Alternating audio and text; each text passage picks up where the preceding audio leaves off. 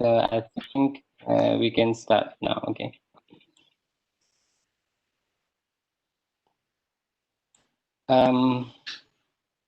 Okay. Good morning, everyone, and good evening for Shailey in the US.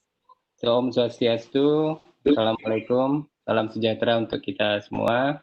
Namo Buddhaya, salam sejahtera. Today we are back because in the previous during the COVID-19 pandemic, we have a COVID-19 social epidemiology webinar series. And we concluded already the series with 12 series, I think. And now we, after 1 month, we're back with new, we call it social public health rounds. So probably for the next 6 months, because we plan to have the events fortnightly, so every 2 weeks.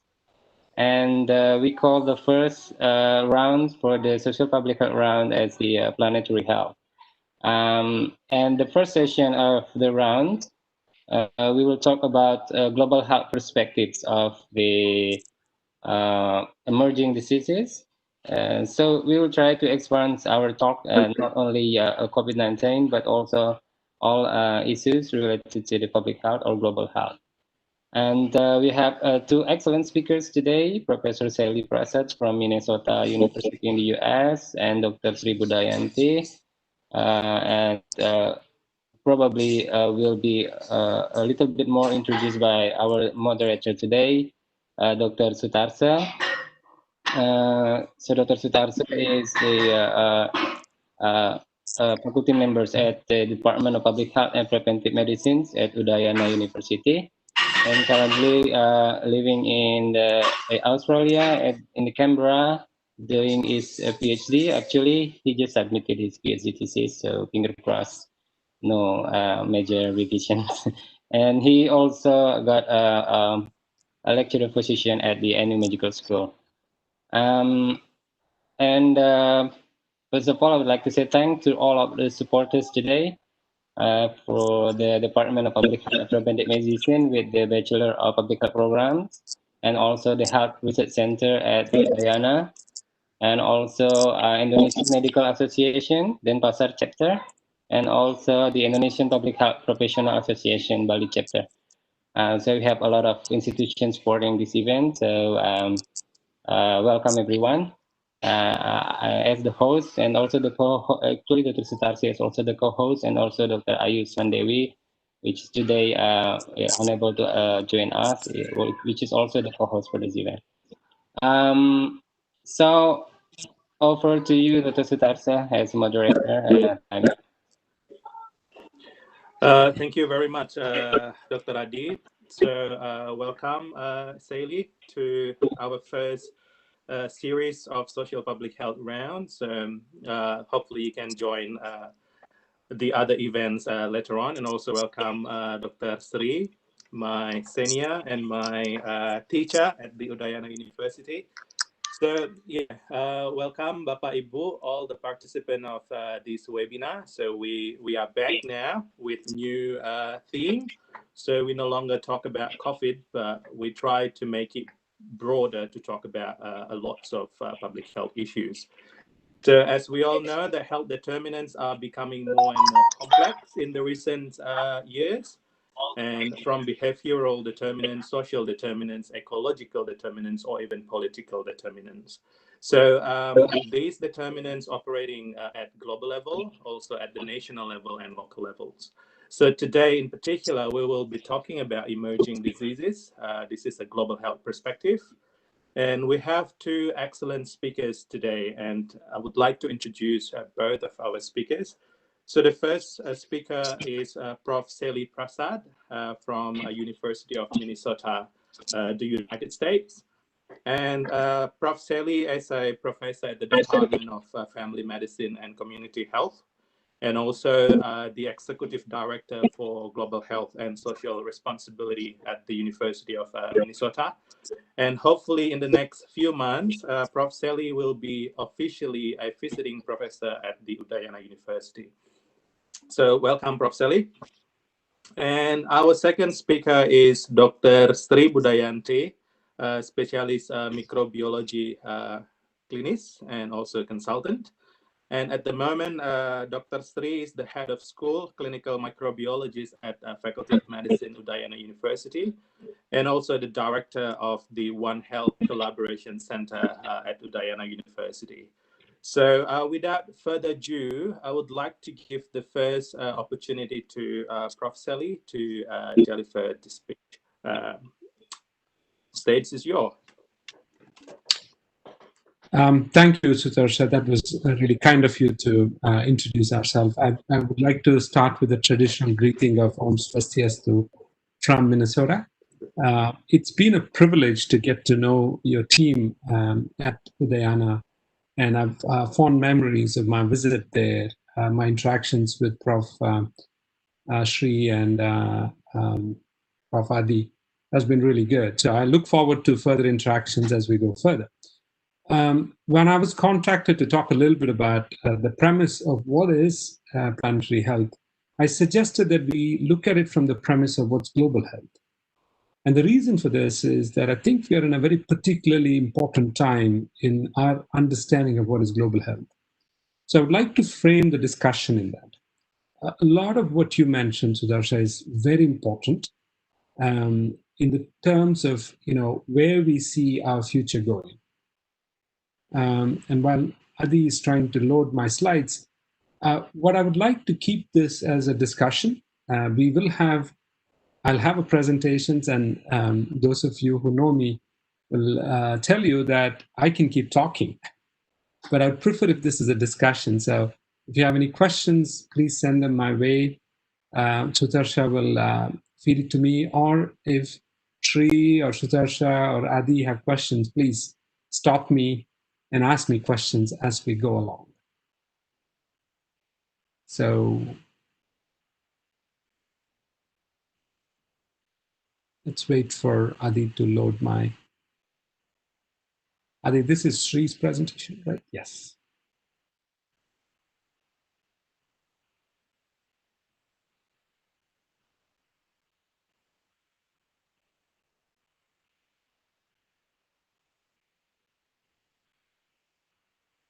I also like the format you folks are doing, because it looks like this is an ongoing thing that you want to keep the community engaged, which I think is a really good mode of advancing the science, if you will, of continuous engagement in an online format as we wait for better news with the COVID situation.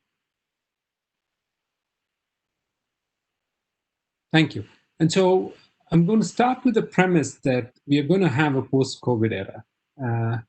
At this time, it might sound very difficult for us to say that there is a post-COVID era because we are in the thick of it. You folks have probably heard the news that things are not looking good in many countries, including the country that I'm in right now, in the US. So let's assume that we're going to have a post-COVID era. Next slide, please. And most of you have seen maps like this, maps that show the prevalence rates of COVID and the new cases that have come up, incidence rates of COVID being pretty high in some parts of the world. As you can see in this, the three big hotspots are the US, Brazil, and India. And then various shades of red in other places, showing how bad it is in different places. But what's striking in this is the way that they've been depicted. And I think this is very critical because as we look at it, it's not like the whole country is in a particular color or otherwise. So if you look at the next slide, Adi, next slide, please. Yes. So this is typically how you would look at a map, right? Well-marked lines, very clear boundaries in most situations, very clear boundaries written up. But in reality, our picturing of the problems we have based on this political map in itself is a huge problem. Because the world is not like this. I had a friend once tell me that the world should be thought of as a network. Or in other words, if you're flying in an airplane, I know most of us are not flying these days, but if you're flying in an airplane at night and you look outside and you look at the earth and you see different lights, next slide, please. You will see a picture that's more like this, where there is no clear geographic demarcation. It's more connections, and the light areas where there is bright lights suggest increased activities. And then if you concentrate on it carefully, you'll see networks that are started from it. So my first challenge for you folks is we absolutely need to look at our world more like this. Next slide, please. We have to move past what's called a chessboard of political dimensions of countries to more like a net, more like connectivity in a web. And the COVID world, this webinar itself is a good example, is showing us that connectivity is one of the important ways for us to go forward. And that's critical for us to understand the future problems rather than the geographic boundaries that tend to keep us apart. So there is a wonderful book by Anne-Marie Slaughter that talks about the difference between a chessboard and the web, and how we need to be more like the web rather than the chessboard. So I'm going to start my presentation today based on the premise that we are going to have more, it is imperative for us to have more of an interconnected network rather than the political dimensions that we see these days. Next slide, please.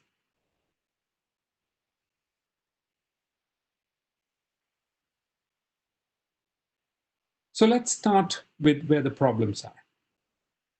If you look at a map like this, you'll see areas that are called hotspot areas for emerging diseases, right?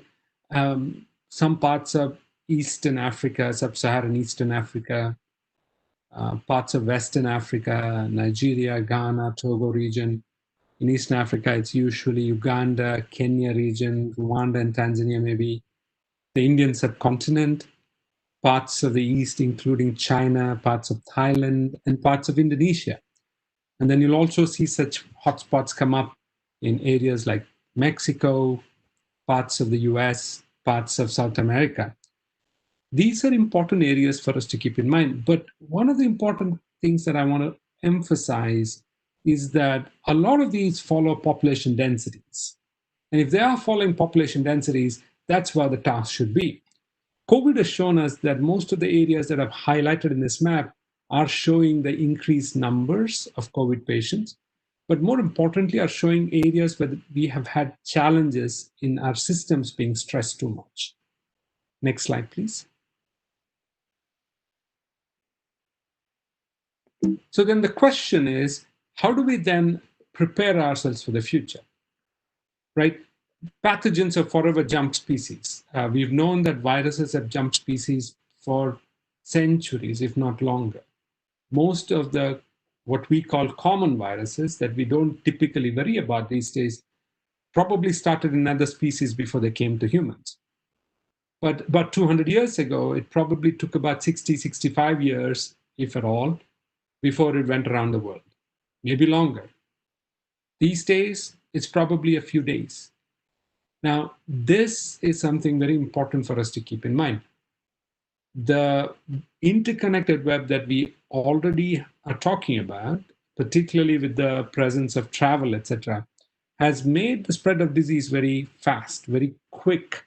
That jumping species, which probably happened forever, is now causing more problems because as we jump, pathogens, viruses and bacteria, particularly viruses in these situations, jump from one species to another, they cause more problems and they spread much quicker. This is something that we have to keep in mind as we design the future strategies. What this means also is that the entire world is one community. It's not that we can keep quiet that, oh, this problem is in China, this problem is in Bali, it's only in the US. It's going to be somewhere else in the world pretty quickly. And that's something very important from a larger macro level perspective to keep in mind because our strategy needs to address this too. Next slide, please. So I'm going to suggest two important slides, which many of you here have probably seen. This one and the next one are probably the most important slides. I want you to be awake for this. After that, you can go back to sleep, okay? It was a sort of a landmark seminal article by Karash et al. That came up in 2012 that talked about how we look at spread of diseases, spread of zoonosis from one species to another. So in this slide, you see all the species that are represented close to where it is shown as number of cases are where the viruses, in this case particularly viruses, have their own pathogenicity, have their own epidemic patterns endemically within these species. In this, there are different species that are shown. Bats are particularly of concern because they seem to be tolerant to a lot of viruses, different kinds of rodents, different kinds of monkeys and other apes. And within these species, they have their own cyclical pattern. They have their own endemic nature of disease. What we feel is that there are vectors from this jump from one species to another and transmit these pathogens to other animals, domesticated animals. And that's the second part of the picture here, with cows and goats and pigs and ducks and chicken, all being what we would consider intermediary species. And within this species, there is an amplification that occurs, domestic animal amplification that occurs, where the disease is much more rampant right now. And then there is a spillover to humans. So if you go back in the recent past of all diseases that have been supposedly started with other species and have jumped over to humans, including the ones like HIV disease, Ebola, Marburg, any of the big names that you've heard as really bad diseases in the last 50 years have all had this pattern. And when it hits humans, there becomes a human amplification that occurs. Now, this is the premise that we need to keep in mind as we look at the future of control of these diseases. And I'm sure Dr. Sri will talk a little more about the One Health approaches about this. Next slide, please. So what we need to do is, before that red zone is hit, where you have the human amplifications, we need to, number one, look at steps where we can control it way before it comes to that. In this, there is a hypothetical time course that has been created. So by day 7, day 14, we see endemic nature diseases in other animals. We can forecast them and see, can we detect them early? And then if it jumps species to domesticated animals, can we control quickly? And then once we control quickly, we need to make sure that we do rapid response to mitigate human amplification. Now, when we do this, we definitely create a significant amount of benefits to humans and also a significant amount of benefits to domesticated animals.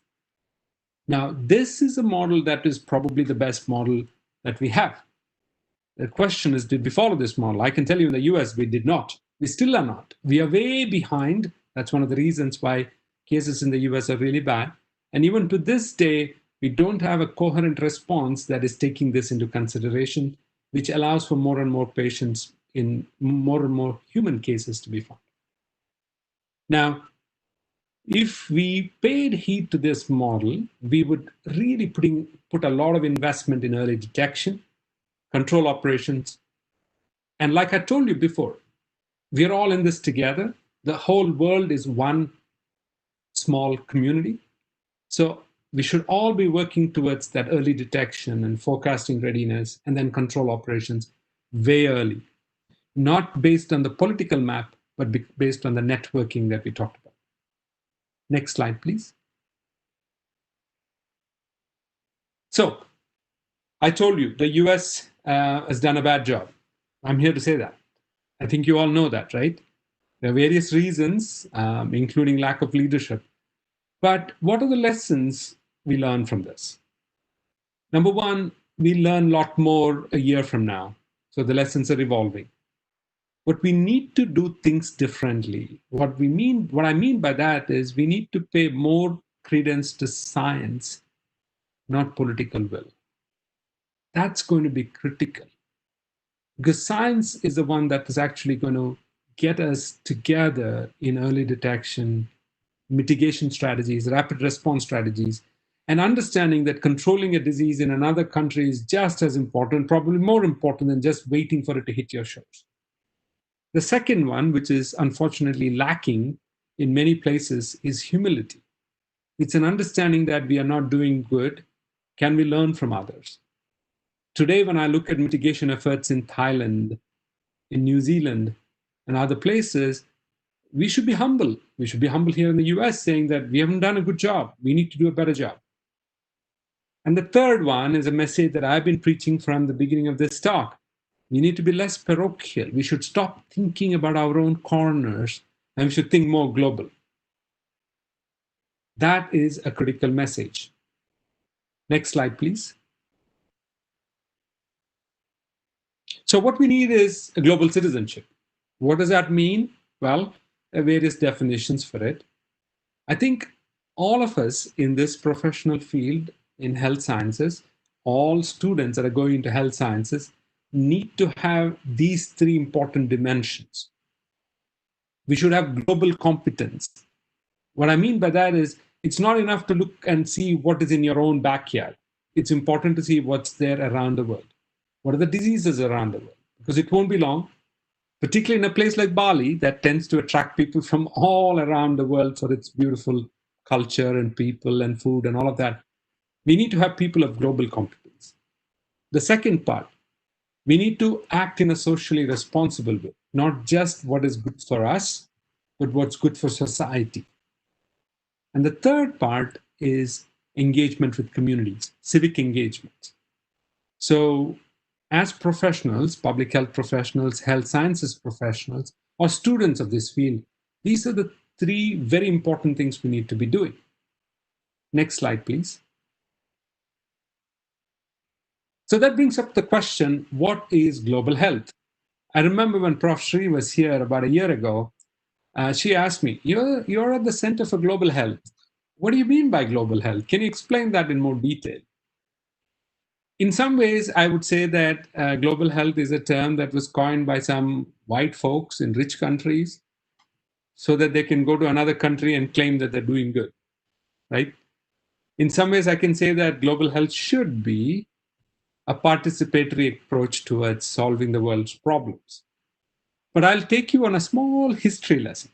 So I divide global health into three eras. Next slide, please. Global Health 1.0 is in the late 1900s, midpoint of 1900s to late 1900s. It was a stage of exploration and intrigue. It was like the Wild West. It was like going to a new place, conquering a new disease, finding a new organism sometimes, and naming it after yourself. This is Lieutenant General Leishman, after whom leishmaniasis was named. He discovered this in India. It was based on a disease in India called Kala Azar. So it should have been called Kala Azariasis or something like that, right? But we're naming it after the conqueror. We're naming it after Leishman. So my point is Global Health 1.0 is a lot about colonial strategies. Next slide, please. That brings up to Global Health 2.0. And this was trying to figure out a feature of solidarity, but also a premise of, oh, those poor people have nothing, so we need to save them. It's about being a savior. A lot of Global Health 2.0 in a significant part of the 20th century, and in some ways extending on till now, has been about saving people, sometimes with a religious motive. This is a photo of the Christian Medical College in Vellore, India. A wonderful setup, but strongly associated with a religious motive too. So health, savior, all became part of a religious conquest. This was also a time of what we should say single disease approaches. If you look at the history, last 50, 60 years, there's been a lot of approaches to eradicating diseases, but there have been single disease approaches. Malaria or bust. HIV or bust. PEPFAR, one of the largest programs in eradicating HIV, was only HIV. Now, don't get me wrong, PEPFAR has done amazing work in eliminating HIV. But the problem is, has there been a spillover effect? Have we looked beyond HIV? The amount of money that has been put into HIV, can we put it into other conditions, into communities? And that's where a problem is. So that brings up to what I personally like to call Global Health 3.0. Next slide, please. Which is what we should be doing. And I like this definition of global health then. It's the area of study, research, and practice that places a priority of improving health and achieving equity in health. It's a very broad term, equity in health for all people worldwide. It goes way beyond infectious diseases. It goes way beyond saving souls. It goes about achieving equity. Next slide, please. Now, some of you might recognize this photo, George Floyd. George Floyd was killed in my city, in Minneapolis, very close to our clinic. In fact, the riots that followed this, actually, my clinic was targeted and it was partially damaged. And one of the things that has come up from the George Floyd murder, it was a murder, nothing else, was there is an awakening of the soul that's happening in various communities in the US and around the world. Asking the question, how right are we in discriminating against people? What's fascinating, it's also given a little extra boost to the conversation of decolonizing global health. Just 2 days ago, there was an article in the BMJ Global Health, British Medical Journal of Global Health, that most degrees in global health, master's degrees or otherwise, are so expensive because they're in high-income country that people from the low and middle-income country cannot afford it. So what is the point in creating degrees like that? So today we are faced with a reality that what has been global health has been a mechanism, a neo-colonialistic mechanism for rich countries to continue to have their own agenda. And my push is to say the agenda needs to be shifted to where the work actually is happening, should be happening. Next slide, please. So, what does decolonizing global health mean? The first question, who is running the agenda? This is critical. Is it an agenda of one of the rich universities or a big donor, or is it of the community? The next point, which is a huge question, is who is the real expert? I did a lot of my training in India. And I remember when I first came to the US about 25 plus years ago, I was rounding with an infectious disease expert. And he had seen 6 cases of tuberculosis. We had a patient with tuberculosis, and he had seen 6 cases of tuberculosis. And at that time, I had seen more than 600. So the question of who is the expert still is a huge part of this. The third is about ethics of global health. Who is running the agenda? Who's the real expert? But what are the ethics of global health? Are you really looking at communities? And like I mentioned, the cost of education is something to keep in mind. Next slide, please. So then, I'm not going to spend a whole lot of time with One Health. Prof. Sri is going to talk more about this. But there should be no question that we should all be approaching the problems in health sciences from a One Health approach. And yet we are not doing it. We're not doing enough of One Health. Why are we not doing it? Well, number one, medicine, as in human medicine, seems to be the preponderant big brother. Like most institutions, the medical school is the most powerful. So they tend to have the hegemony. I'm saying this as a medical doctor too, and I'm from a medical school. The second point that is very important is we do not learn, work, and practice together. Each discipline learns in its own corner, and then we expect things to happen magically better. This is particularly in places like the US and some of the rich countries. But that is something to keep in mind too.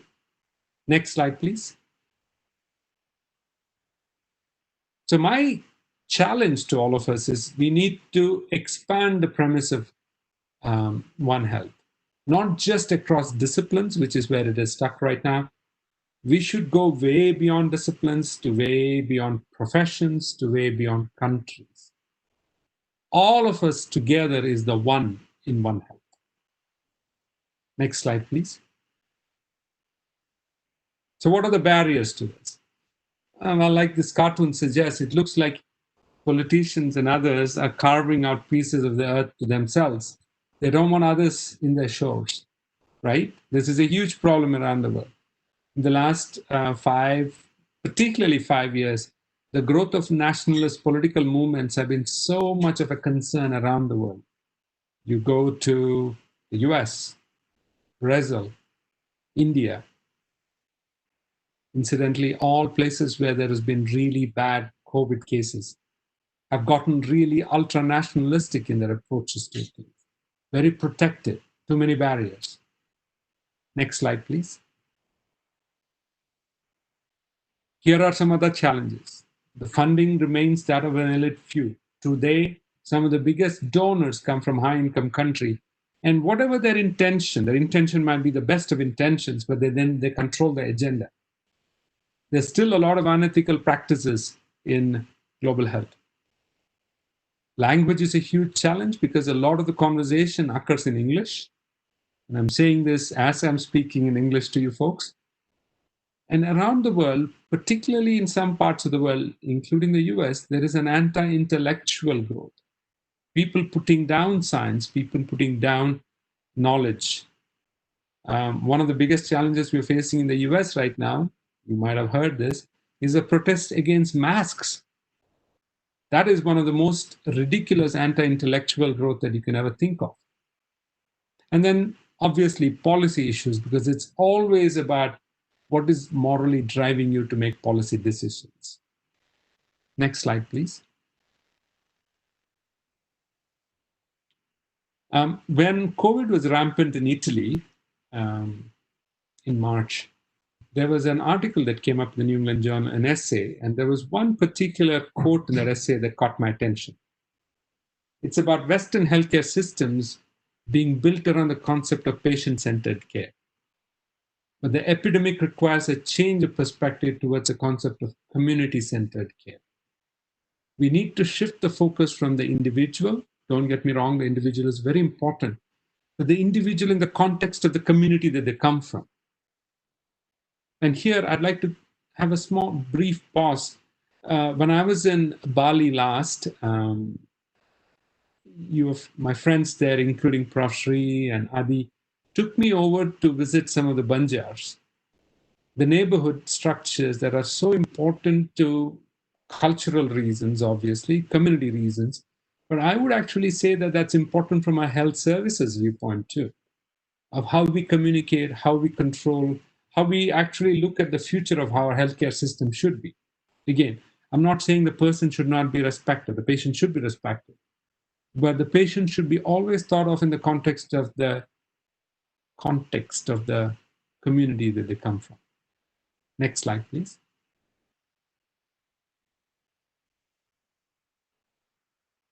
So why aren't we still doing it? And the problem remains quite rampant again.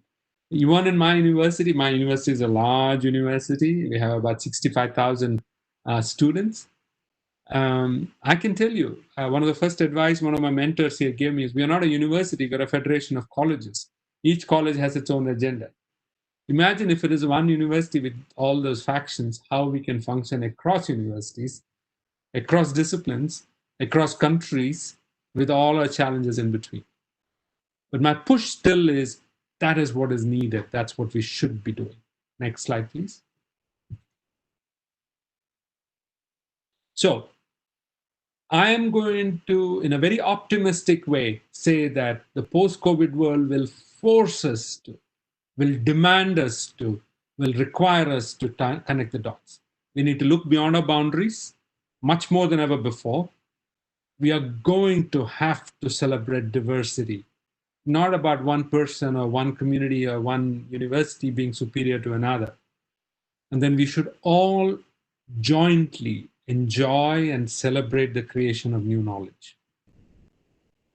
So this is my hopeful message for the post-COVID world. That's the end of my presentation.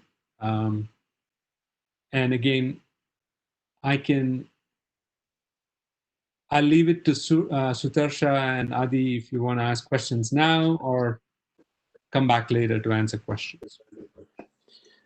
So, yeah, thank you very much, Shailey. So we probably wait until the second speakers for the discussion, that probably just to complement some of the key points that you highlighted.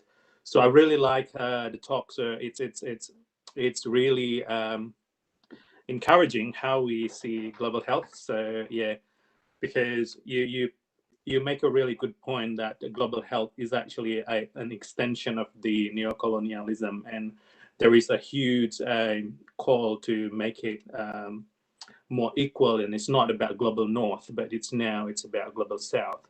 So I think it's a really big job for the global health practitioners to shift the agenda. And I really like the last quote that you make. So it's time to look beyond the boundaries and also to embrace diversity, and also to create maybe more creating the knowledge, but not by the global north, but also by the global south as well. I think it's a really good concluding remark over there.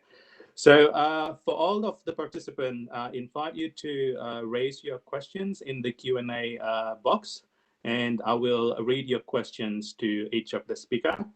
And also for all of the attendants, the attendance list will be available after the second speakers. Okay, the next talk, so I would like to invite Dr. Sri Budayanti to give the presentation. So off to you. Yes, thank you, Dr. Sutarsa. Thank you, Prof. Shailey, for your presentation. It's very good and make me more clear about global health. I'm very interested with global citizenship. I think Dr. Sutarsa agree with me with that term, global citizenship. Dr. Sutarsa, let me present my presentation in Indonesia. Is okay for you? Because completely fine, though. Yeah. Yes, I can mix with English, but my slide in English, so hopefully Prof. Shailey will understand what I talk. And because he will be visiting professor in Bali, so this is a good for him to study Indonesia language. Okay, thank you. In this opportunity, dalam kesempatan ini, saya mengucapkan terima kasih kepada panitia yang sudah mengizinkan saya bergabung dalam seminar ini. Satu kesempatan dan satu kehormatan bagi saya untuk dapat mengenalkan konsep One Health di Indonesia. Jadi saya mengambil titel bagaimana konsep One Health untuk mengatasi penyakit emerging infeksi di Indonesia. Slide. Iya, jadi saat ini tantangan kita saat ini sangat banyak, terutama di era sekarang ini ada beberapa penyakit infeksi yang sebagai emerging, tetapi selain itu juga ada masalah-masalah kesehatan lain yang mengancam kita, seperti adanya beberapa binatang yang terancam punah, krisis air, kemudian penyakit-penyakit baru, dan seperti minggu lalu saya dengar ada penyakit H7N7 juga terjadi di Cina gitu. Jadi hampir setiap saat ada penyakit baru yang mengancam keselamatan atau kesehatan manusia. Ini merupakan satu tantangan sekali bagi tenaga-tenaga kesehatan atau praktisi kesehatan. Tidak hanya di Indonesia tetapi juga di seluruh dunia. Slide. Dan kita belum selesai dengan COVID, kita belum malahan kasus semakin meningkat, jadi kita belum menurun kasus kita, tetapi meningkat. Tapi tidak perlu berkecil hati, dari beberapa pengalaman pasti akan ada akhirnya. Walaupun kita belum mencapai titiknya, tetapi satu saat pasti berakhir, dan kita hadapi COVID dengan bijaksana. Slide. Nah, sebetulnya apa sih yang menyebabkan semua masalah itu? Di dunia kita sudah sadari bahwa penduduk dunia semakin hari semakin meningkat yang akan menyebabkan adanya overpopulasi, yang akan menimbulkan kelaparan dan juga perubahan cuaca di luar kontrol kita ini juga membuat satu pengaruh pada komunitas dan juga polusi. Nah, mungkin kalau polusi lebih banyak disebabkan karena manusia, sikap manusia yang juga mempengaruhi pencairan salju di kutub. Slide. Nah, slide ini sebetulnya sudah lama, tahun 2004, tetapi sejak dulu sudah di mapping oleh para ahli bahwa setiap tahun dan hampir di semua negara ada penyakit-penyakit yang emerging, yang baru atau yang re-emerging.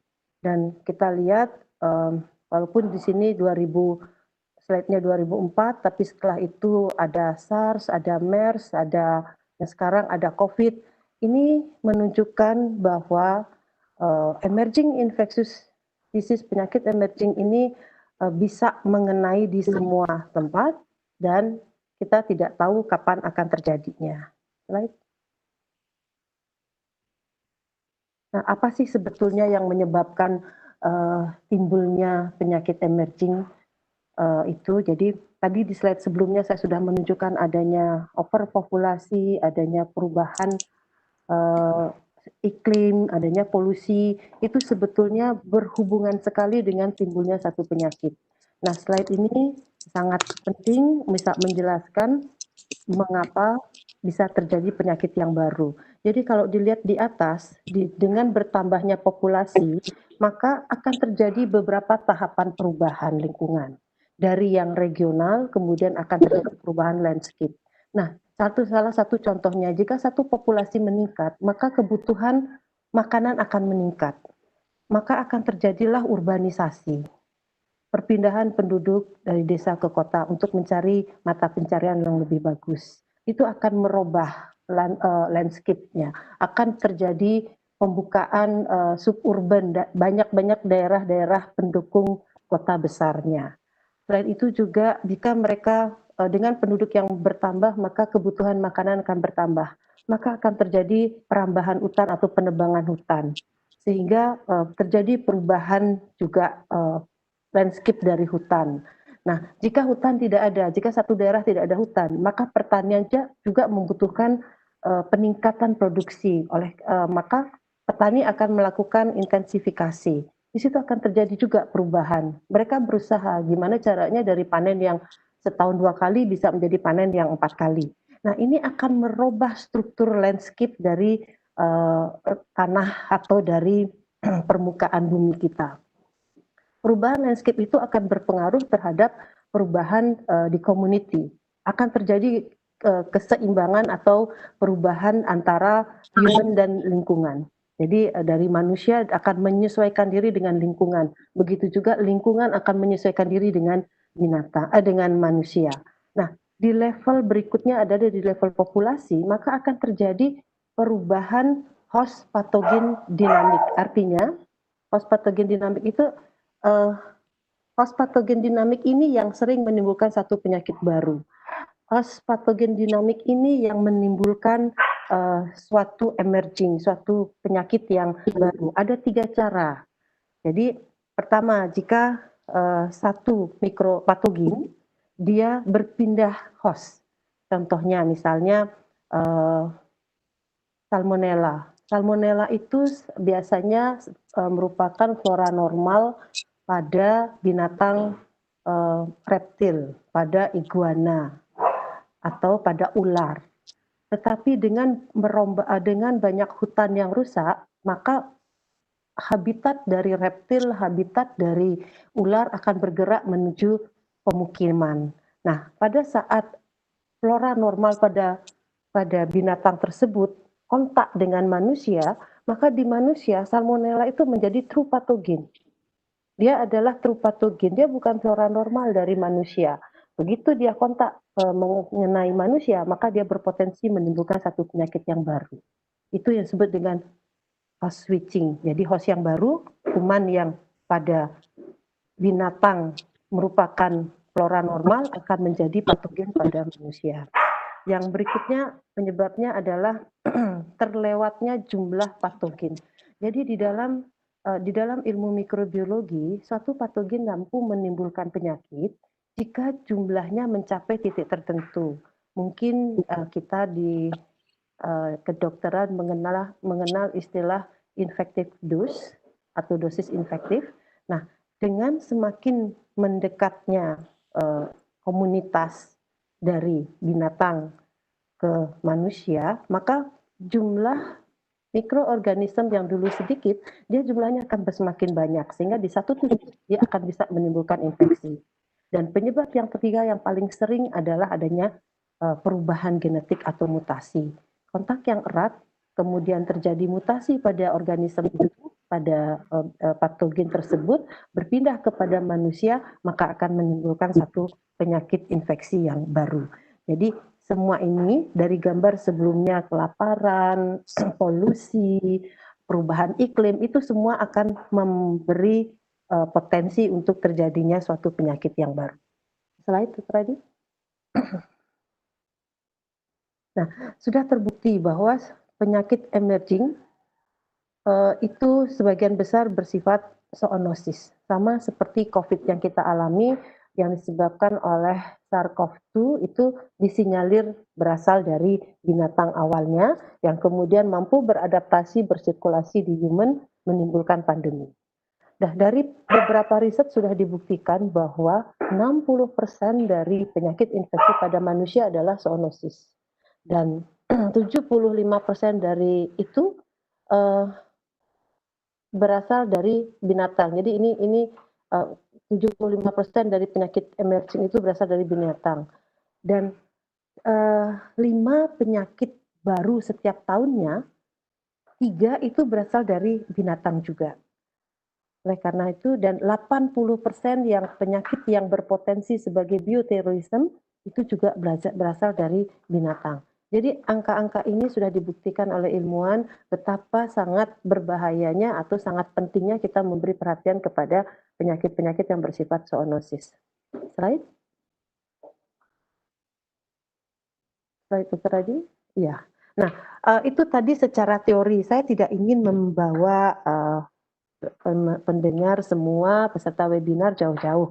Cobalah kita lihat sementara penyakit apa aja sih yang ada di Bali. Walaupun saya tahu yang ikut webinar ini banyak juga yang dari luar Bali, tapi cobalah kita lihat yang di Bali apa saja sih sebetulnya zoonosis yang sudah ada. Right? Nah, ini rabies. Rabies di Bali kita mengalami emerging untuk Bali karena sebenarnya kita secara natural, secara sejarah kita adalah free rabies dari tahun 2008 sampai sekarang sudah 12 tahun kita belum mampu untuk menghilangkan rabies. Right?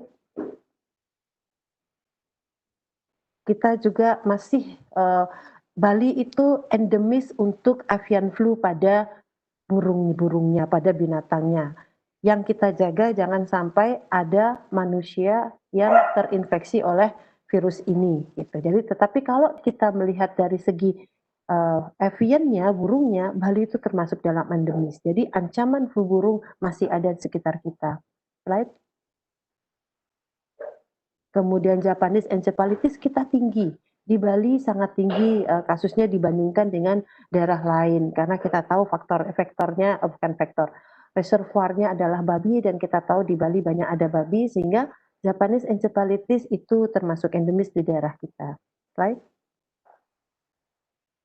Dan juga yang tahun 2016-2017 membuat outbreak adalah meningitis Swiss. Jadi sampai sekarang kalau di lab saya bulan lalu masih menemukan kasusnya, jadi masih bersirkulasi, masih menimbulkan meningitis pada manusia. Tetapi outbreak saat itu adalah 2016 dan 2017 banyak kasus yang terjadi di Bali. Right? Nah, dari sekian penyakit itu sebetulnya satu pertanyaan yang harus kita perhatikan bagaimana sih caranya kita menghadapi penyakit-penyakit ini. Jadi kalau kita sudah tahu bahwa emerging infectious disease sebagian besar disebabkan zoonosis, tentu kita harus tahu apa yang harus kita lakukan. Ada 4 tahapan atau langkah yang harus dilakukan bila kita berhadapan dengan suatu penyakit emerging. Pertama adalah identify atau mengidentifikasi. Nah, pada One Health di sini kita tidak mengidentifikasi, sebaiknya tidak mengidentifikasi saat sudah ada kasus. Di dalam One Health, maka kita mengidentifikasi kasus itu sebelum kasus itu terjadi. Jadi saya ambil contoh misalnya Zika. Zika waktu itu tahun 2018, kita 2018-2017 sibuk dengan berita Zika di Brasil. Nah, sebetulnya pada saat di Brasil sedang sibuk, kita sudah mulai mengidentifikasi. Kita mulai bebelajari, terutama teman-teman di public health nih yang penting sekali untuk mengetahui 4 tahapan ini, mulai berpikir, mulai mencari apa sih penyebabnya Zika virus, apa sih faktornya, kita punya nggak faktornya, kita gejalanya apa sih, itu dipelajari. Dan setelah kita tahu, oh ternyata faktornya kita punya di Indonesia, atau di Bali kita punya faktornya. Wah kalau gitu kita termasuk dalam resiko tinggi. Itu pertama. Perlu dicatat, mungkin kita belum tahu ada kasusnya. Itu kita mengidentifikasi. Setelah kita identifikasi, kita masuk resiko tinggi atau resiko sedang atau rendah, kita prediksi. Kita masuk ke tahap predik. Predik itu kita memperkirakan apakah penyakit ini berpotensial menimbulkan wabah atau tidak. Kita lakukan penelitian epidemiologi atau surveillance. Kita lihat, nah untuk Zika misalnya contoh yang paling gampang kita lihat sekitar kita. Kita lihat di puskesmas. Ada nggak sih bayi-bayi yang lahir dengan kongenital? Itu kita lihat dulu di situ. Oh seandainya ada, kita lihat lagi. Apa sih faktor resikonya gitu ya? Berapa yang ada? Nah, di situ kita memperkirakan, memprediksi, dan kita lakukan penelitian, pemeriksaan. Betul nggak sih penyebabnya Zika? Itu dipredik. Kemudian kita masuk ke langkah prevent. Ternyata setelah dari puskesmas kita, puskesmas tetangga juga ngasih tahu, oh ternyata di puskesmas saya juga banyak loh ada ibu-ibu yang lahir dengan dengan anak yang kongenital. Nah, di sini mulai kita melakukan prevent. Prevent itu membatasi wabah atau outbreak yang terjadi dan mengurangi resiko. Mungkin di sini sudah mulai gerakan 3M dan sebagainya di sini mulai dilakukan intensif. Tetapi setelah itu masuk ke tahap respon, seandainya tidak teratasi, maka oh ternyata satu kabupaten tuh ada loh kasusnya tersebar secara semua kecamatan, semua puskesmas ada. Nah di sini sudah mulai melakukan action untuk memitigasi, membatasi penyebarannya dan mulai melakukan kolaborasi profesional. Karena pada saat itu kita tidak akan bisa melakukan pekerjaan sendiri karena sudah mulai semua unsur antar sektoral mulai terlibat. Slide. Slide. Ya. Terus apa yang harus kita lakukan? Slide. Di sini ada 3 gambar monyet yang bisa, yang satu nutup telinga, saya nggak mau dengar, walaupun Zika di Brasil saya nggak mau dengar, saya nggak mau peduli. Yang satu monyetnya saya mau tutup mata, saya nggak mau lihat. Yang satu saya tahu tapi saya tidak mau bicara, saya tidak mau action. Nah ini semua akan memperberat, kita tidak bisa akan mengatasi masalah. Oleh karena itu sangat butuh satu pendekatan yang kita sebut dengan One Health Approach. Jadi One Health itu adalah suatu pendekatan, suatu metode. Jadi suatu metode bagaimana kita berkolaborasi. Slide. One Health itu kalau orang mengatakan, tadi saya menjelaskan tentang zoonosis. Inti dari One Health adalah kolaborasi. Nah, sebetulnya banyak sekali ada bidang atau isu yang bisa diselesaikan dengan One Health. Tidak hanya di zoonosis, tetapi keselamatan atau keamanan pangan juga masuk. Kemudian juga terjadi untuk antibiotik resisten juga masuk karena ini penanganannya nggak bisa dari satu sektor saja, dan termasuk juga adalah persiapan terhadap bencana itu juga masuk. Jadi tidak hanya kita mikir zoonosis, tetapi persiapan bencana pun juga masuk ke dalam One Health karena membutuhkan kerjasama lintas sektoral. Jadi semua kegiatan, semua aktivitas yang membutuhkan kerja sektoral maka membutuhkan konsep One Health. Slide. Jadi kalau per definisi yang dikeluarkan oleh CDC ataupun WHO, dia mengatakan adalah kerja berkolaborasi dengan dari berbagai multidisiplin yang tidak hanya bekerja lokal tetapi juga nasional dan juga global dunia untuk mencapai kesehatan human, animal, dan lingkungan. Saat ini orang hanya banyak berpikir bahwa one health is animal, zoonosis. Tetapi jangan lupa ada kata-kata lingkungan. Jadi lingkungan ini juga banyak sekali yang bisa yang masuk dalam one health, termasuk limbah, termasuk keracunan lingkungan, itu semua masuk ke dalam lingkungan juga. Yang perlu diingat kata kuncinya adalah jika membutuhkan kerjasama beberapa instansi atau sektoral, maka untuk kesehatan manusia, maka One Health adalah salah satu metode yang bisa kita gunakan. Slide. Dasar dari One Health adalah 3C, komunikasi, koordinasi, dan kolaborasi. Sangat mudah kita mengucapkan, sangat mudah kita bilang, oh yang penting berkoordinasi, yang penting berkolaborasi. Tetapi prakteknya sangat sulit.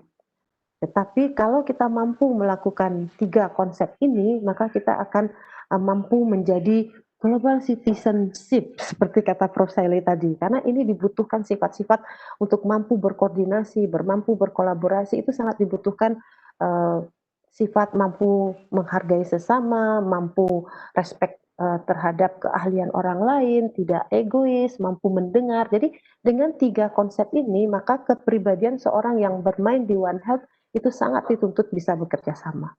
Right? Nah, kenapa sih One Health itu penting gitu ya? Jadi dari internasional sudah merumuskan tujuan atau kegunaan dari One Health. Yang pertama adalah untuk memastikan bahwa semua pelaku kesehatan terlatih dengan baik akan pengertian atau konsep-konsep One Health. Jadi kalau sudah terlatih, maka diharapkan mereka mempunyai skill, mereka mempunyai kemampuan untuk bekerja sama. Tadi saya sudah katakan, kita sangat mudah mengatakan kolaborasi, tetapi prakteknya sangat sulit. Sehingga itu butuh satu skill, itu butuh satu keahlian atau membutuhkan praktek, tidak hanya di atas kertas. Setelah punya skill, maka tenaga kesehatan akan bisa bekerja sama untuk mengembangkan atau membuat sistem kesehatan yang bermanfaat untuk manusia, human maupun lingkungan. Jadi di sini pentingnya adalah terlatih dulu, kemudian punya skill dengan banyak melakukan latihan dan bisa bekerja sama. Right? Nah, untuk di One Health itu banyak sekali dibutuhkan disiplin keilmuan. Jadi tidak hanya dokter, tidak hanya public health, atau tidak hanya dokter hewan, tapi contohnya seperti misalnya kita di Bali rabies. Satu aja, rabies itu membutuhkan dokter, membutuhkan veteriner, harus ada perawat untuk merawat luka atau memberikan vaksin, kemudian ada zoologis yang memperhatikan tentang anjingnya, kemudian butuh sosiologis untuk melihat aspek sosial dari rabies, kemudian ada ahli ekonomi yang menghitung berapa sih ruginya atau dana yang sudah dikeluarkan kalau tidak dikendalikan rabies, kemudian itu mikrobiologis. Nah, epidemiologis juga sangat penting untuk melihat perjalanan atau perkembangan dari rabies, dan yang tidak kalah penting adalah butuh politik. Jadi politician itu penting karena dia politician bisa membantu membuat rule atau undang-undang yang bisa mengatur. Jadi di dalam satu kasus rabies saja satu di Bali kita membutuhkan sangat banyak ahli-ahli dan tidak mudah untuk menggabung atau bekerja sama dengan konsep yang sama. Itu membutuhkan satu skill, right?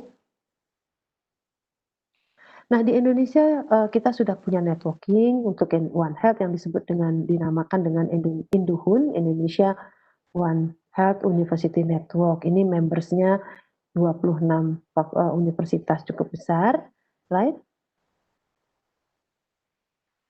Dan karena saking besarnya oleh Induhun akhirnya dibuatlah namanya Collaborative Center. Collaborative Centernya sebetulnya ada 5 saat ini, ada di Aceh, satu, kemudian ada di UGM, ada di Unair, ada di Udayana, dan ada di Cendana. Jadi sudah ada dari Sabang sampai Merauke, sudah ada One Health Collaborating Center. Slide. Apa sih gunanya OHCC itu gitu ya. Jadi OHCC itu memang disengaja dilahirkan di universitas karena kita tahu anak-anak muda katanya adalah change, the agent of the change gitu.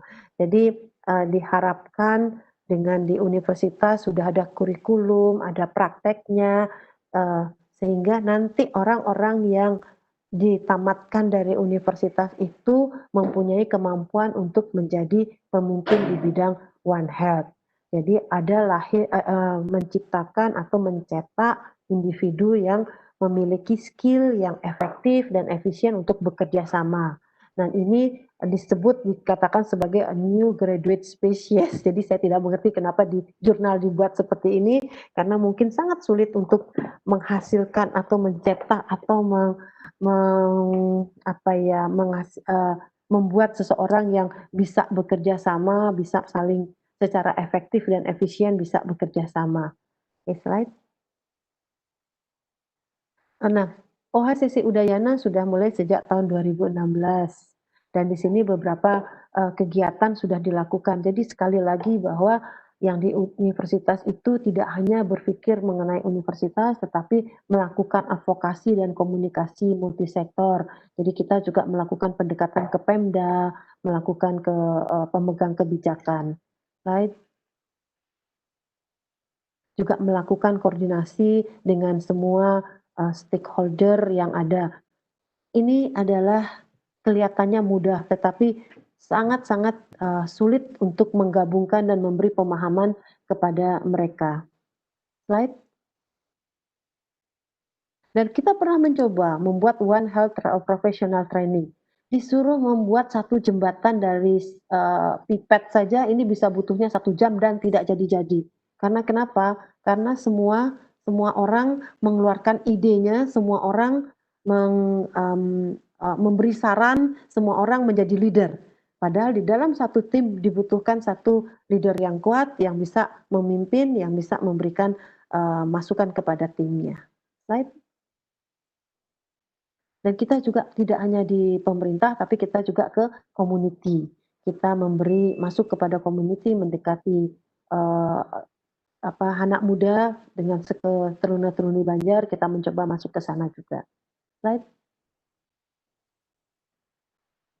Ya, dan kita juga membuat sosialisasi melalui media massa, membuat tulisan. Jadi tulisan saat menikmati switch, kita mencoba memberikan pemahaman yang benar kepada masyarakat tentang penyakit-penyakit emerging yang terjadi. Karena pasti pada saat terjadinya penyakit yang baru, masyarakat pada umumnya akan panik. Slide. Oke, jadi One Health itu tidak memikirkan hanya satu sektor, tetapi animal, human, dan ekosistem. Kalau saat ini orang sering menghubungkan One Health itu lebih banyak kepada animal, maka dengan sekarang saya mengajak seluruh peserta webinar untuk mulai juga mengingat ekosistem maupun human-nya juga terlibat sangat kuat dalam penerapan One Health. Slide. Oke, dan tanggal 3 November itu sebetulnya sudah ditetapkan oleh dunia sebagai One Health Day. Jadi setiap tanggal 3 November biasanya kita sudah mulai rangkaian kegiatan untuk mengingatkan bagaimana kita harus tetap bisa berkolaborasi, koordinasi, dan berkomunikasi yang baik untuk mencapai kesehatan bersama. Baik. Terima kasih, mungkin itu presentasi saya, Dr. Sutarsa, mudah-mudahan bisa cukup jelas. Waktu saya kembalikan. Baik, Dr. Sri. Thank you for the presentation. This is a really interesting conversation, I think, can be happen between the two speakers. And I really like the quote saying the 4 measures, starting from identify, predict, prevent, and respond. So I think this is probably applicable not just for the zoonosis, but also for many conditions. And also the statement about One Health is actually an approach to promote global citizenship. I think that's also a good link between the first and the second speakers. And yeah, so without further ado, I would like to invite all of the webinar participants to raise questions. And while waiting for your questions, we already have a couple of questions in the Q&A box, as well as from the YouTube streaming. So the first question is for Prof. Shailey. So we have a question from Bernadette Lukita from Batam. So she's not from Bali. So the who's running the agenda? So I think it's and how can we investigate who running the agenda? So I think it's a really important question because it's related to the deficit democracy in the global health practices. So off to you, Prof. Shailey. So, that's a beautiful question. And I think that's the entire challenge we have in the field of global health is who is actually running the agenda. It's interesting because sometimes you look at large organizations, including large funding organizations, when they're doing things with the idea that they're doing it for the better, you always have to ask the question, why? And I mean this even for big funding agencies. What is driving it behind them? Almost always, I feel that the local agenda has to be number one, respected. I don't see this often, and I mean this with all sincerity to some of the big agencies like the Gates Foundation or USAID, etc., etc. The intention might be good deep down, but when it translates to work, the differential that it creates, the power differential that it creates from the financial and other powers, political powers, financial powers, sometimes the power of education, all of that, that differential in itself creates a challenge. I started life as a primary care doctor, right? Working in remote areas, forest tribes, and rural areas. And I can tell you, community engagement is a very slow, deliberate, long process.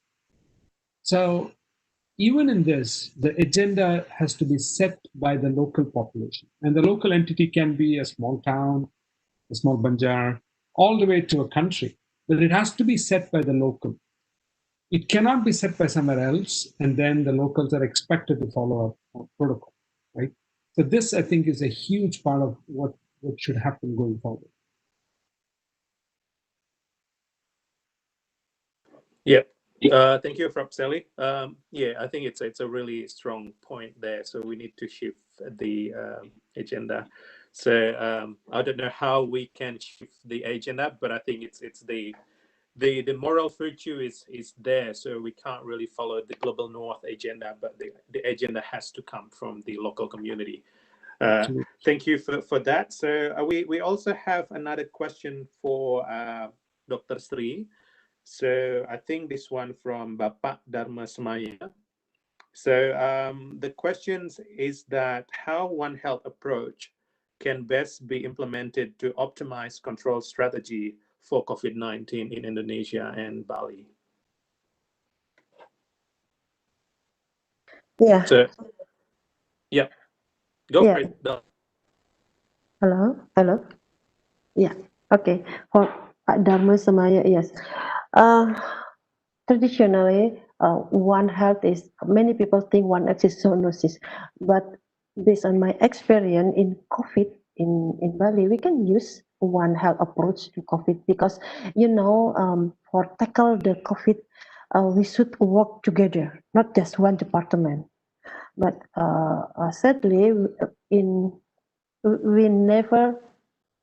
have never do a practice before this event. Before COVID is even. So I think we have in One Health, we have one tool, we call it OHA Smart.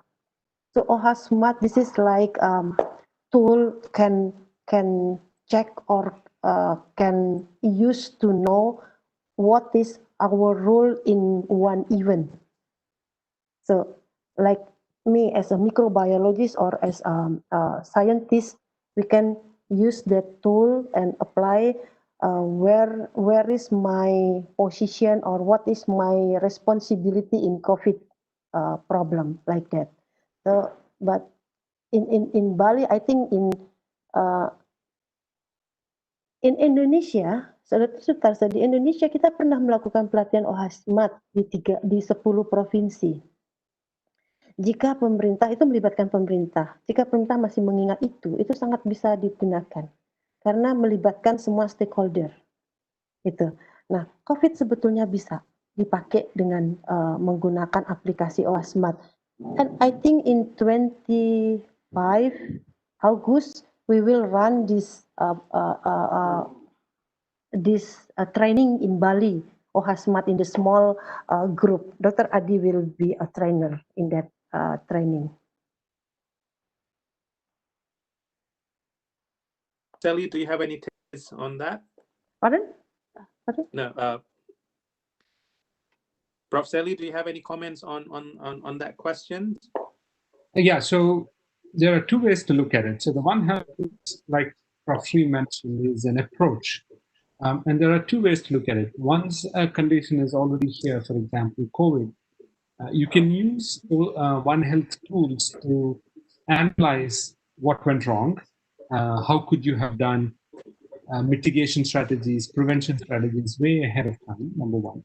And number two, we have to still keep in mind that this is an evolving condition. So where is this going to go from where it is right now? And even for that, approaching One Health, using One Health approaches is going to be critical. Quite often we get caught up in the idea that One Health is a very limiting approach, that, you know, it's an animal to human transmission, zoonosis, and that we're done. One Health is way beyond that. It's about the environment. It's about all the other factors that are involved in a condition, right? So in COVID, let me give you a quick example of what's happening in India right now.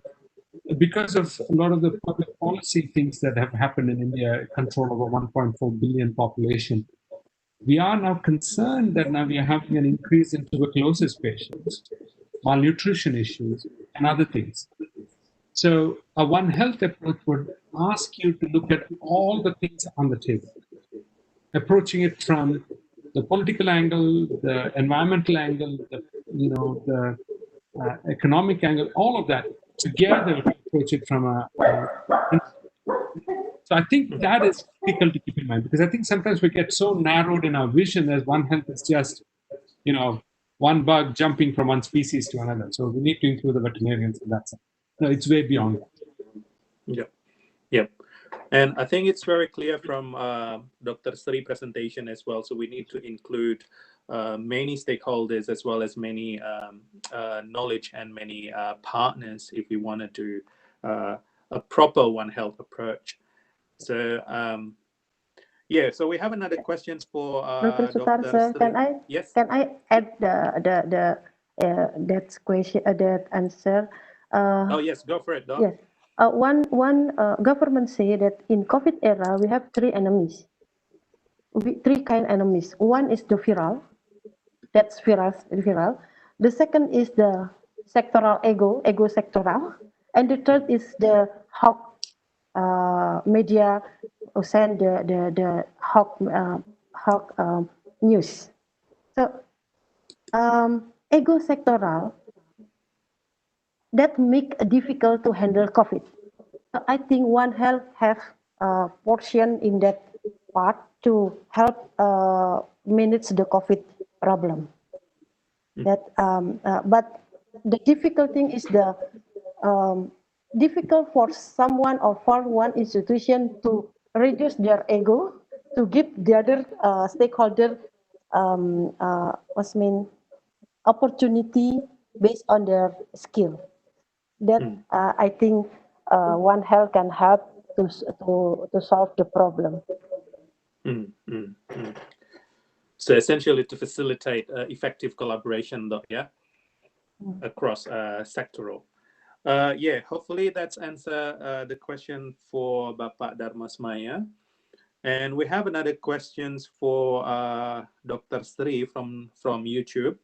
So, mengapa One Health focus only on zoonotic condition? Why One Health focus mainly on zoonotic condition?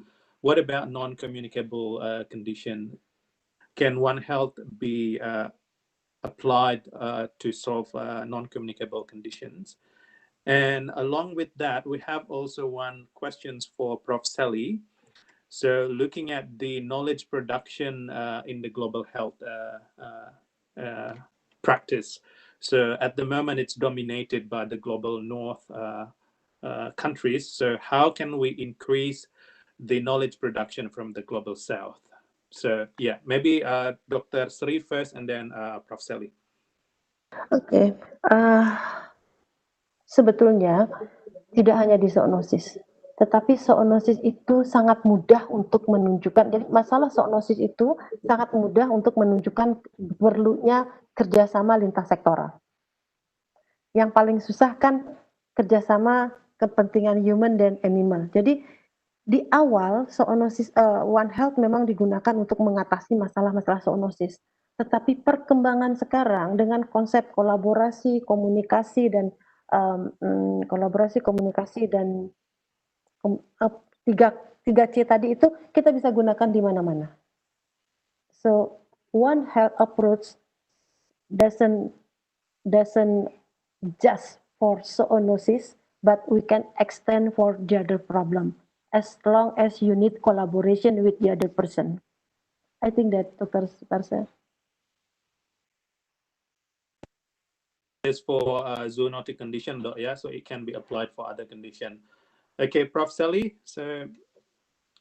Sure, and Sutarsa, if I add on to what she just mentioned, I think it's easy for us to imagine what happens in a zoonotic condition, right? So if I were to tell somebody in a zoonotic condition, a particular pathogen jumps from one species to another, it's easy to imagine that. It's a little more difficult to imagine that in a chronic disease, like diabetes, right? So in the phase of diabetes, if I were to bring the premise of One Health, it becomes that much more complex. So unfortunately, sometimes there's a tendency for us to go to the simplest possible model, which is a zoonotic model, is a much more straightforward, I wouldn't use the word simple actually, it's a more straightforward model compared to a much more complex model like obesity, hypertension, chronic diseases and things like that. So that I think is one of the main challenges. The second question you asked, I think, is a very important one. Why is knowledge development predominantly in the global north? And I think this is a hegemony of large institutions. Right? I can tell you, so we have training programs around the world from our university, and we have some in some places that have been traditionally neglected in Africa and other parts of the world. The culture of generating knowledge as an independent researcher, as an independent scientist, and then adding on to the overall conversation is relatively low. So I think there needs to be a mind shift. It shouldn't be that we have to wait for the knowledge to be generated at the global north. We have to wait for the article to come in the Lancet or the New England Journal or something like that. It should be something we, in our everyday practice, start noticing and asking those questions. Sometimes, and I'm a realist here, a lot of our clinicians, for example, are swamped because they're busy with their day-to-day activities, that making the time to generate an article, generate the knowledge as such, might be a secondary issue. That mindset should also change. So I think there is a need. There are avenues, but those avenues need to get better. And then the other point, we need to have a strong fidelity towards science. A lot of times when we do an argument, and I don't know how the argument is in Indonesia, but I've been following some of the arguments in India about hydroxychloroquine and COVID. By now, we have multiple studies saying that hydroxychloroquine is not easy, but there is an emotional argument. So while we're talking about knowledge development, we should talk about it being in the realm of science rather than emotion. Because it's easy for us to use emotion to sell a point. Don't get me wrong, all of us can be swayed by emotion. But in the creation of new knowledge, it's important for us to keep in mind the fidelity to science. So we have a role in, number one, generating new knowledge. We have a huge role in disseminating the new knowledge. We need to keep our fidelity to science as we develop this new knowledge. Hope that answers the question. Yeah, so I think it's very clear, Prof. Shailey. So it's a lot of works to be done, but yeah, we have to be optimistic about it. So we have a lots of questions, but I will pick some of the questions related to the topic. So we have question here: is there any activity in related to conducted by One Health outside of zoonotic condition? Kegiatan One Health di luar zoonotic dari Utami Dwipayanti. And also one more question related to One Health: how can an institution can join or be part of the One Health program in Indonesia? So yeah, go for it, Dot. Yes. In Udayana OHCC, last year we had one program in Lombok that is trauma healing for the court victim. So that is not zoonosis.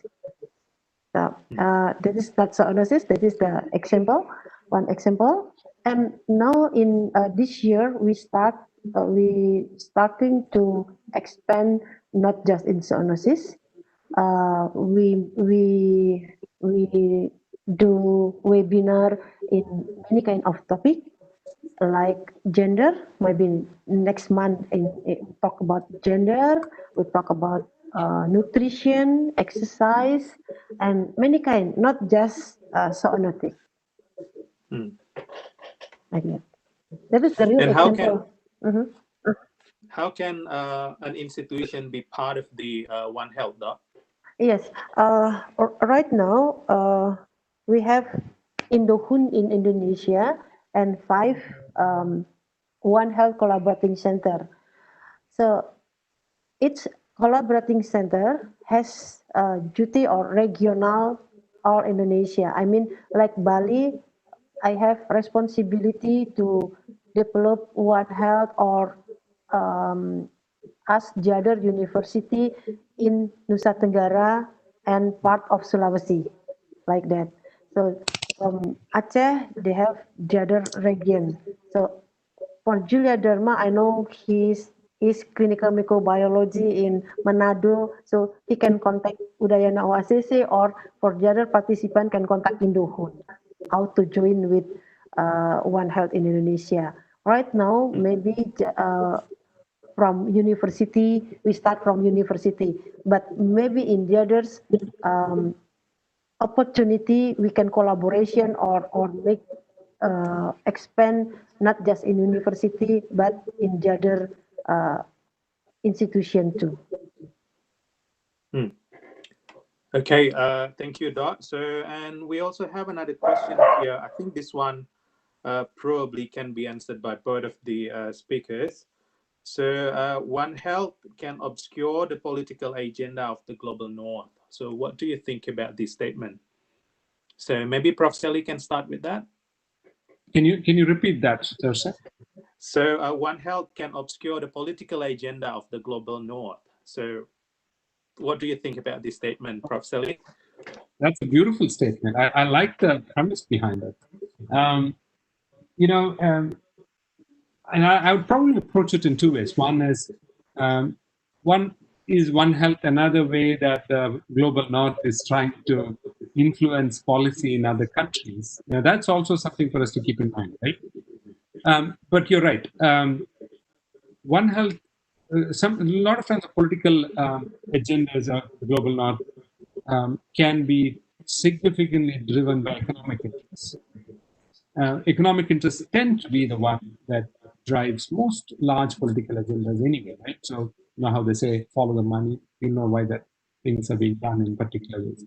And in a lot of the conversations about the economic agenda goes around utilizing things in other countries for the benefit of your own, right? So farming practices, destruction of natural habitats, things like that. So One Health approaches would actually ask you to concentrate at the interface between humans, animals, and the environment. So the entire premise of One Health is to concentrate at the junction of humans, animals, and the environment, and protect all three as a way to protect the humans, right? So if you are doing that, then you ask the questions when there is an exploitation occurring of the environment, for example, due to political agendas, due to economic agendas, and otherwise. You ask the question, why are you doing this? Are we able to now push back to make sure that the political agenda doesn't overwhelm the health agenda, the One Health agenda of the local population? Okay. Dr. Sri? Yeah, I think what Prof. Shailey explained is very fit with our situation. So I don't have idea or comment for that statement, but that is a good statement, Dr. Sutarsa. Wish we can do it. Yeah. Yeah, so we still have a few questions here, but I will pick one that I think it's quite important to be discussed. So Eco Health, One Health, and Planetary Health. So what's the difference between all of these? Yeah, maybe this one also for both of the speakers. Maybe Prof. Shailey or Dr. Sri can start. I think that is a difficult question because, you know, each term doesn't have exactly border. I think One Health is approach. One is approach how to achieve health in three, in animal, human, and environment. But eco health may be more to the ecosystem or environment. And honestly, I don't have idea about planetary health. But global health, yes, because I got a short course in Minnesota. I have idea or I know about global health, but planetary health, I don't have idea. Maybe Prof. Shailey can explain about that. Sutarsa, this is probably falls in the realm of semantics to begin with, number one. Number two, it's more along the origin of the terms, right? One Health, interestingly, has a very strong veterinary medicine, veterinary sciences origin. A lot of the One Health practitioners in the world come from the veterinary science as well. And I have joked with my friends here in Minnesota, if I went to my medical school and said One Health, about 80% of people will say, what do you mean by that? But if I went to the veterinary school, they'll be like, yep, we know what you're talking about, right? So it comes from that, the root is from that, right? So planetary health is interesting because the premise is the health of human civilization. So it's a very broad terminology. The human civilization in the context of the natural systems that they live in, right? You could make a case that it is still at the interface of humans and animals and the environment. But the broader viewpoint brings a different angle to it. It's sort of a branded term that the Lancet and the Rockefeller Foundation used, and it became ingrained in some of the large universities in the US. A lot of people working in climate sciences tend to look at planetary health as their home base, if you will, right? So some of us in the health sciences tend to go directly to the One Health, whereas the people in the climate sciences, environmental sciences tend to go to the planetary health. And then there's a third term, Eco Health Alliance, which is ecological health, which is maybe similar to what we talk about the planetary health. But in the premise that the management of the ecology of environment itself is very important. And whatever species come in and out, maybe not as important. That also is sort of almost like a branded term that's been used. And I think the two important, it's actually a group of NGOs that got together to form an alliance called Eco Health. At the root of it is still the point about the critical juncture between environment, which in itself is a very broad term, animals, which is pretty much every species in the world, and humans. which you can make a case is essentially what planetary health is. But in planetary health, we're talking about it in terms of the premise of the human civilization and the natural environment. Yeah. So yeah, I think it's really interesting explanation there. So there is still an intersection between all of these approach. So yeah, because it's semantic, like you said, also based on who actually invent the term. So because they want to be distinct from other entity.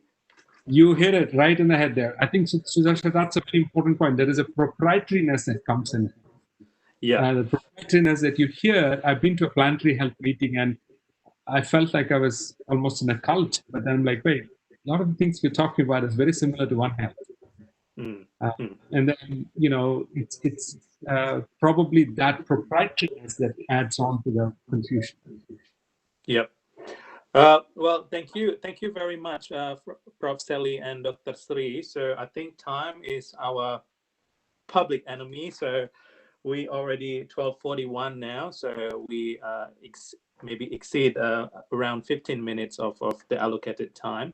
But I would like to give this opportunity for maybe Prof. Shailey first to give some closing statement. Thank you, Sutarsa. I've really enjoyed this, and I thank you, all of you, for participating in this. Like I mentioned before, it's critical for us to, COVID is actually hitting us in the face, that we need to be connected internationally. We need to be connected across disciplines. We need to be connected across countries as we find new friends, and that's important for our mental health, and actually create new knowledge as we tackle the more challenges ahead of us. My friends in climate sciences tell me that you think COVID is bad, just wait till climate change hits us real. So I think it's important for us to have a broad network of colleagues across the world. And I really appreciate this opportunity. I look forward to further conversations. You can contact me. My email is shailey@umn.edu. And Adi and Sri have my email. I'll be more than happy to chat. Thank you again.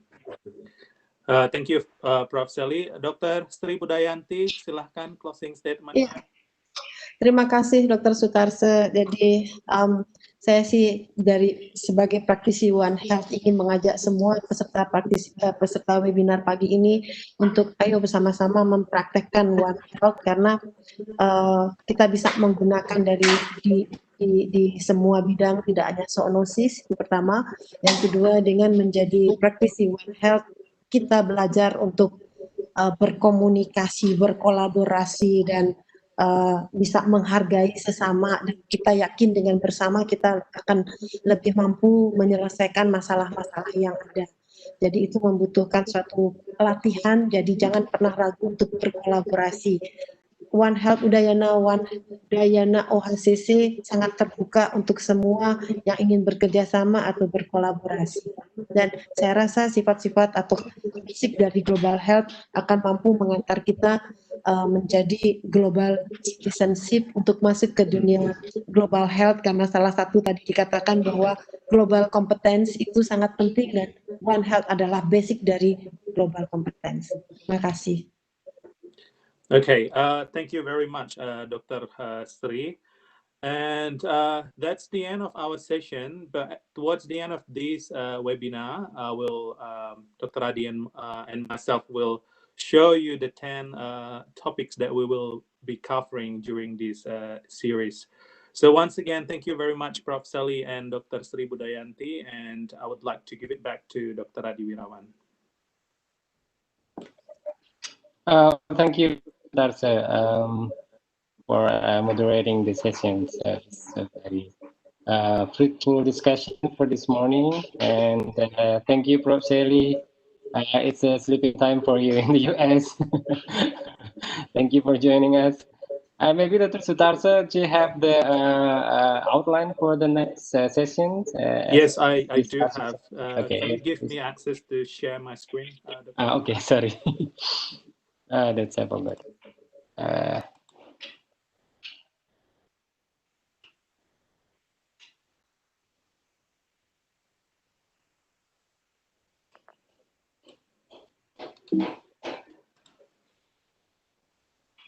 Yes, up you go.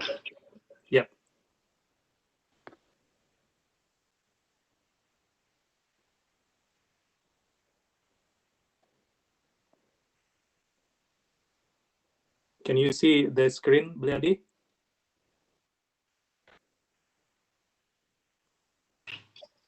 Yeah. So, Okay. yeah, basically for all of the participants, this is our social public health rounds. So in the first series, we will be talking about what can we learn from planetary health. So, so in the next 10 episode or session or series that we're gonna have until end of the year. So this is the topic that will be covered throughout the webinar series. So we already discussed about emerging diseases from global health perspective. So the next session will be talking about changing food system and human health. And then we also will be talking about water scarcity and changing land use or land cover. And health and urbanization, that's the next topic that we will be discussed. And we will also be discussing about displacement and migration as a determinants of health, and also natural disaster. So looking at the health consequences of natural disasters, and neglected infectious diseases and global health governance. So that's our next topics. And also we will be talking about socio-ecological determinant of non-communicable diseases. And number 9 is about mental health. And number 10 is about disability from a global perspective. So next session, so we would like you to book your calendar. So we will be talking about health impacts of changing food system on Friday, 21st of August, 2020. So starting at 3 p.m. Bali time. So please stay tuned and mark your calendar. So that's what I have to say, Budayanti. Okay, that concludes today's session. So thank you for the participants. We have around 450 participants joining us with WebEx and also YouTube Live. Actually, we have 800 registrants, but only half of them joining the event. So maybe it's a weekend. But 450 is quite good numbers. Thank you very much, all participants, for joining us today. And that's all. We can conclude with the Paramahanti and Bali Om Santi Santi Santi. Santi. Thank you, Prof. Shailey. Thank you, Dr. Sri. Thank you. Thank you, Shailey, Dr. Sri. Bye, Sri. I will see you around. So we're probably gonna invite you again, Prof. Shailey. Yeah, you can always join us during the next session. Thank you. And Dr. Sri juga mungkin nanti kita undang lagi ya, Dok. Tuh topiknya menarik loh. Saya mau jadi global health. I want be a global health person. I want